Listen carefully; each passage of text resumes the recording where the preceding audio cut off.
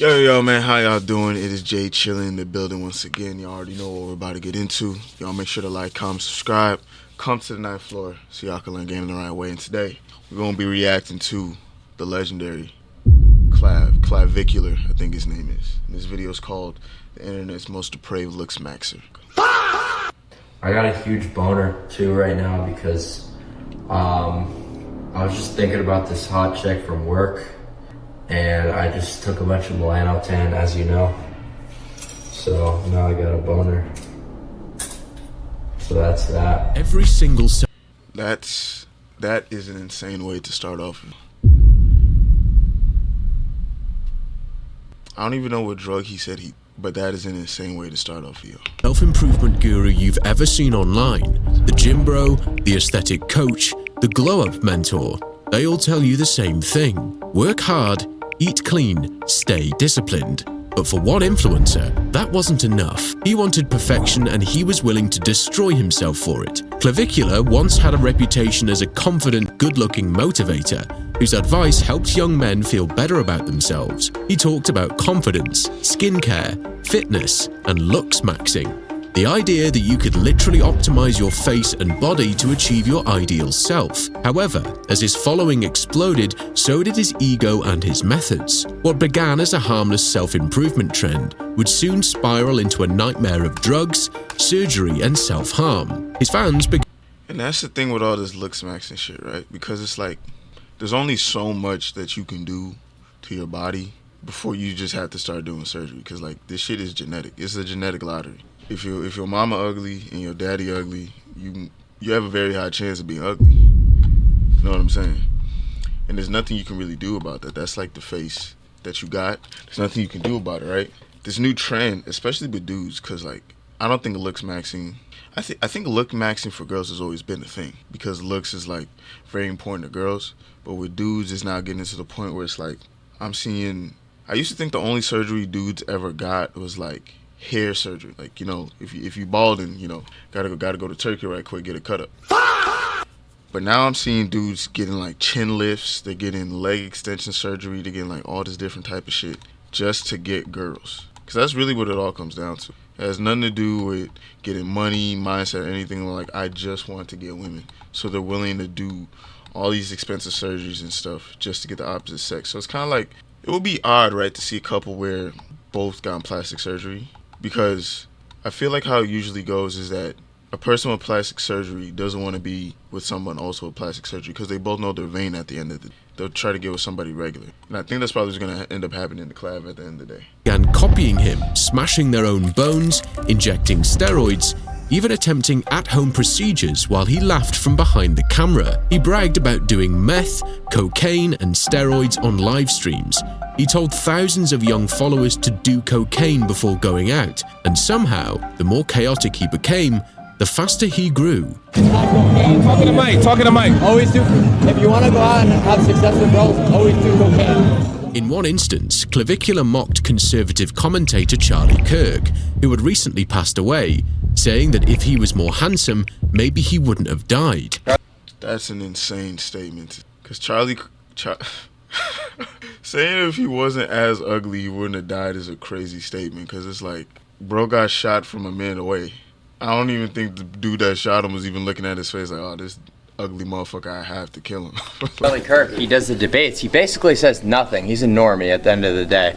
And they like nothing hateful you're saying. Yeah, because he's ugly. You know what I'm saying? But if he were to be... Damn, this is a dead guy. He's subhuman. Rest in peace. I know he's dead, but RP. RIP, but he was subhuman at the end of the day. This, ladies and gentlemen, is the story of Clavicular, the self-proclaimed face of looksmaxing, and how he turned the internet's obsession with self-improvement into something far darker. Before Clavicular became a headline, he was simply another face in the ever-expanding world of self-improvement content, a world built on the belief that with enough effort, anyone could become beautiful. His message was simple: you can glow up too. On Instagram, his bio read, "Helping people blow up. DM me, coach." It was the kind of tagline you might scroll past 1,000 times a day. Another young man promising transformation, confidence, and control. But Clavicular's approach stood out. He wasn't selling generic motivational quotes or gym routines. he was part of a growing subculture born from obscure corners of the internet. That shit said $49 a month, 1,300 people. So this is like when he first started at $49 a month. That's $63K a month just telling dudes how to look better for themselves. So think about that. There's over 1,000 people willing to pay this man that they don't know to teach them how to look better. And all he's telling them to do is do drugs, go to the gym, eat clean, shit like that. Some normal advice you could just get off the internet. And that's why, for anybody watching this video, I'm telling you right now, bro, if you have an idea, if you put in enough work and you sound confident enough with whatever dumb idea you have, you will make money. That's just 1,000 people. He probably has 10,000 people now buying that bullshit. So just think about that. You could sell the dumbest shit imaginable. It's only in America.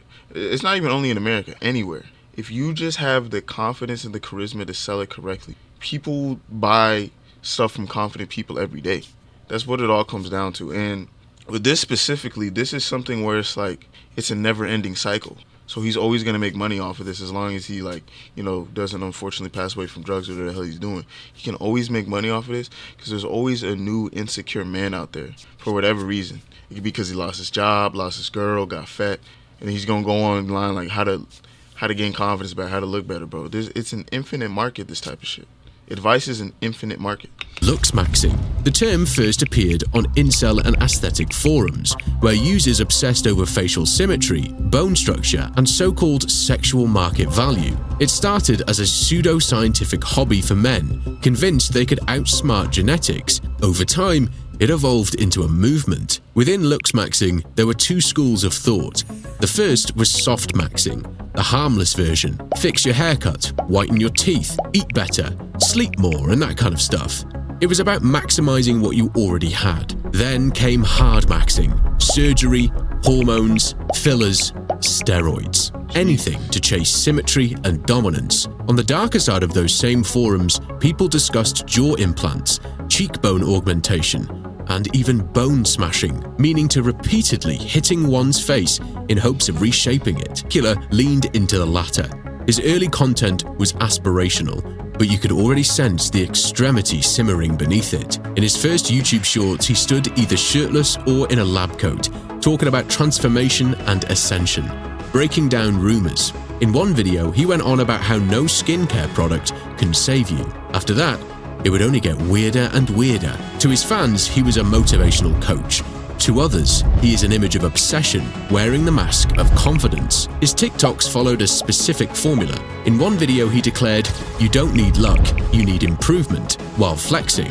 In another, he told viewers, "If you're not maximizing your potential, what are you doing?" It was clean. That's a fair statement, though.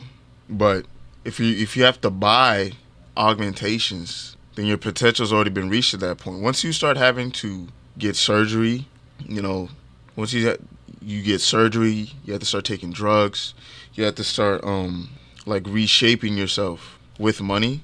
You're basically saying after you hand over that money, like, I've reached my max looks wise. And if you're not comfortable with what you reach at your max potential and you start to pay for it, it doesn't even matter, because let's say you have a kid. All these surgeries, all these hormone things that you're doing to yourself and all this stuff, it's not going to transfer over to your kid.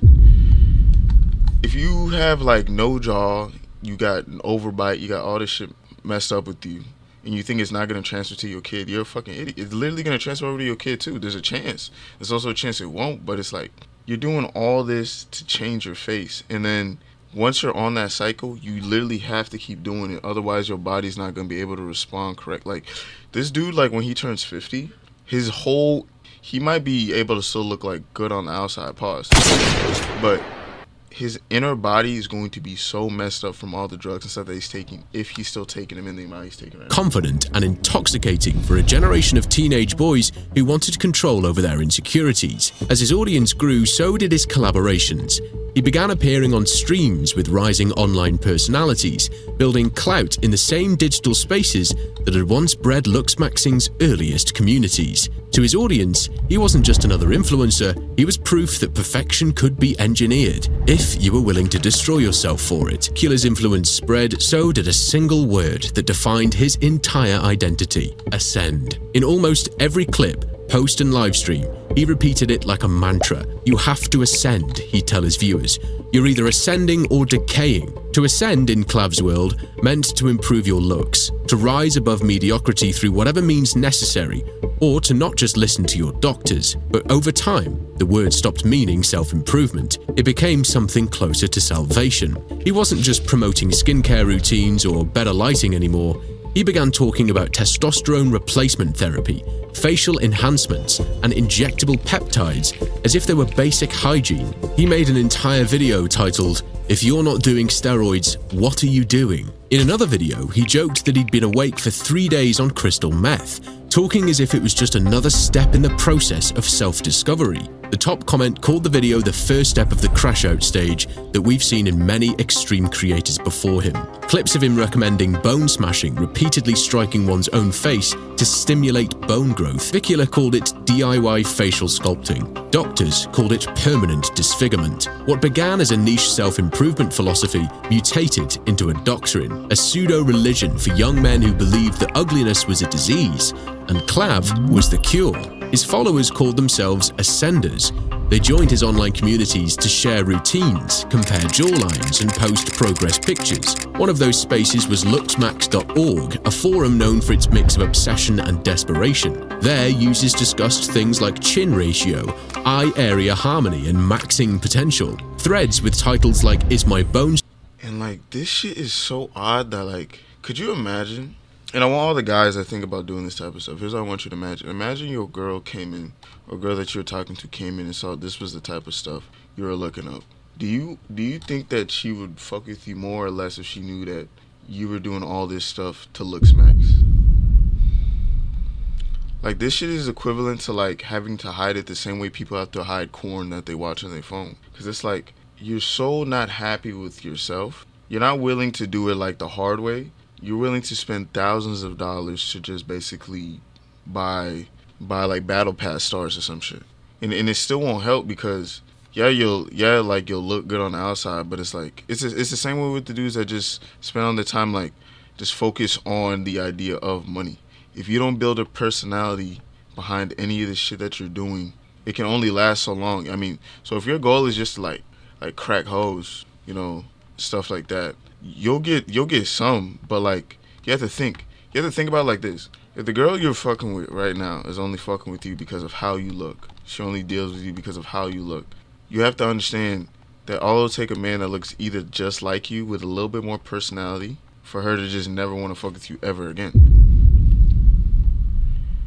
Like, it's actually so insane that people take this much energy into how they look. But then there's also a lot of people that don't even care about how they look, which is also the bad part of the spectrum. I feel like just having basic hygiene is the best way to do it. Structure Doomed or Best Peptide Stack for Jawline filled the front page. Clav's name appeared frequently.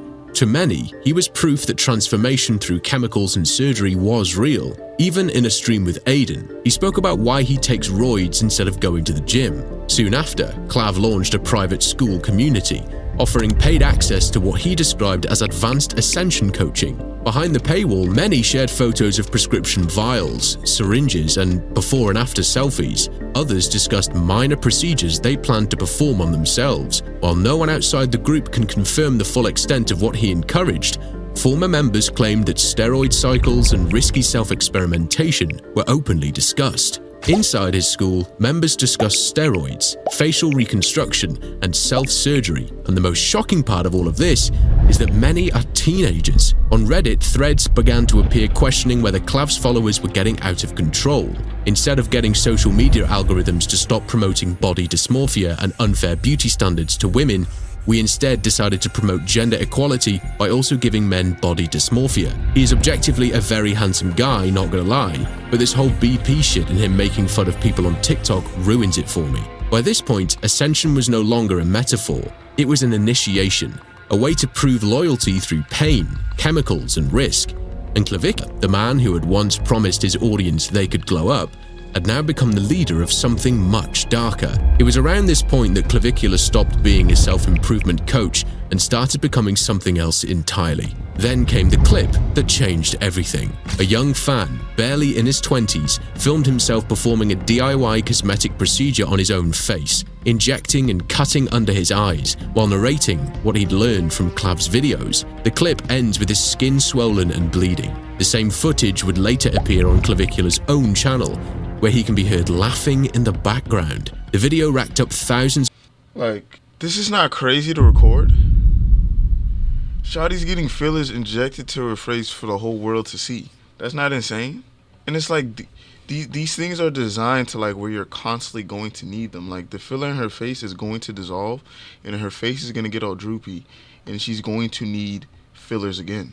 It's like a never-ending cycle of having to keep up like you looking pretty. That's why it's like, instead of just not doing this shit, instead of trying to find natural ways to look better, like just reach your max potential and be happy with whatever the hell you stuck at. Of comments and shares, with fans joking about DIY ascension. Instead of condemning it, Clav encouraged the attention, turning the fans' mistake into content. Clips of these moments spread across X and TikTok, some labeled as jokes, others as evidence of a man spiraling. In one viral post, he can be seen shouting, "Before you go out tonight, do cocaine. Trust me, you'll ascend faster." Every outrageous statement, every unhinged stream, every clip of self-harm from his followers, it all fed into the same cycle. Outrage meant engagement. Engagement meant growth, and in Clav's world, that was the only metric that mattered. Only a few months after his explosive rise, Clavicular began to look like a different person entirely. Side-by-side photos from his older videos and newer streams show the change clearly. The smooth skin replaced by swelling and discoloration. The confident stare now hidden behind glassy, unfocused eyes. The drugs were changing him. The confidence had turned to paranoia. Live streams that once centered on advice and transformation became increasingly erratic. He'd go live in rooms, pacing back and forth, interrupting himself mid-sentence. His hands shake constantly. This man's off like meth and all this other type of stuff, just to look good. This is the dangerous thing about clout, right? Is because people think clout means you're right. Like if you have a dumb idea and it goes viral, your natural human brain is like, oh, okay, I'm doing something good here because people are focusing. And he's in a very like scary spot because he can't stop now. All of this advice I've given, all the shit he done, he has to being this character if he wants to keep making money in the way that he's making. He has to keep going crazy. I remember I read a story recently like, bro like ran over somebody. Like, I mean the dude was like, I think was like threatening him or something, so he like ran him over. But it's like, he has to keep living this extreme, insane lifestyle and he has to keep upping the ante. And I know he's not gonna stop. I just know like it's going to get worse, which is the messed up part. Speech slurs, and he often repeats himself, as though trying to convince not the audience, but himself. He called himself a god of looksmaxing, and believed that he was leading a new generation of men toward ascension. In one of his more notorious videos titled "Kicked from Uni for Steroids," Clav recounts how he was expelled after being caught with performance-enhancing drugs. He tells the story with a smirk, as if it were a badge of honor. In another clip, he brushes off a DUI arrest. By this stage, even his most loyal fans could see that something was off. But the more unhinged he became, the more views he pulled in. People couldn't look away. His breakdown was content. Clavicular's first IRL stream already got him on front page on Kick, with over 11k viewers. Every confession, every meltdown, every slurred monologue was clipped, shared, and re-uploaded across social media. He had become his own cautionary tale, trapped inside the persona he'd built, a man consumed by the very idea of perfection he once promised to teach. He just didn't know where to stop. Now he refers to his life as a horror story. But Clavicular wasn't alone. His rise had already created a wave, a generation of young men convinced that pain equals progress. Across TikTok and YouTube Shorts, dozens of copycats began to appear. They mimicked his tone, his lighting, even his phrases. The formula is familiar. Connor Murphy, Liver King, countless others. We've seen this story before. Ambition. I think the difference between Clavicular and those guys is like those guys were selling a product while Clavicular is kind of selling himself as the product, where he's like, just do what I do and then you'll become like me. And I think that's bad because I think half the people are watching this dude for that, like they're watching him to like copy his mannerisms, act just like him, and then these are teenagers, so then they're gonna go on the world, repeat the same bullshit. But I think the other half are waiting to see kind of like what's the limit that he's going to go to, and then what happens to him afterward. Because he's already been like getting in trouble like constantly and stuff, right? So like people are just kind of waiting to see the car crash that comes out of this kid's life. If you ask me, in my opinion, I think I think you should only take drugs if they're recommended to you by your doctor. I think if you're ugly, that's like, unfortunately, that's just your lot in life. You can't do shit about that. You know, if you're ugly, I always say there's someone uglier than you, and they was able to get a shawty, so what that mean? That's been a phrase that's like changed my whole life, to be honest. It's like the second I saw an ugly dude with a bad shawty, I was like, there's no way in hell I can't like get girls, because it's true. You can get now, but they were saying responses like, oh, you're just gonna get like some ran through chick if you're ugly or whatever. But it's like, bro, a shot is a shot. If you're destined to be ugly, you just gotta take what you can get, bro. That's just the way it goes. That's life. Stop worrying about that shit. Be happy with what you got. That's the thing with people, is like people will reach their peak and think they deserve more than their peak instead of trying to maintain their peak. There's nothing more beautiful than maintaining your peak versus chasing a new peak, because when you don't hit that peak, you forget your last peak. You're like, oh, I wasn't able to, like let's bring money into it. Let's say you've been able to bring in $100,000 a year, and you try to go for $1 million. You don't hit it, now you're back down to like $100,000 a year. But do you not understand that you're better off than most people that have ever lived, even at that bread? When it comes to looks, you got to be thankful for what you have versus what you don't have. Now, I'm not going to say here and be like, be thankful you're not a burn victim or nothing stupid like that, because that's just like cope language. What I'm saying is like, if you were, most people are like in the middle. For the people that look like extremely ugly, I mean, I would have liked surgery more to them, but most of these people that are subscribing to this shit are like teenagers. They haven't even fully like developed into themselves yet. So it's like, if you later down the line and you still want to get surgery, do all that, taking the drugs, doing all this extra nonsense just to look good, just to get girls, is stupid. Like, you should not be doing any type of surgery, doing any type of shit to get the opposite sex. Because if they're choosing you because of how you look, they're gonna leave you once they find someone they think looks better anyway. So it's like, what's the point? You went through all that pain, all that surgery, all that bullshit, and the nigga still left your ass. But shit, man. Y'all make sure to leave your comments down below. Make sure to like, comment, subscribe, comment on the floor so y'all can get in the right way. I'm out this joint, man.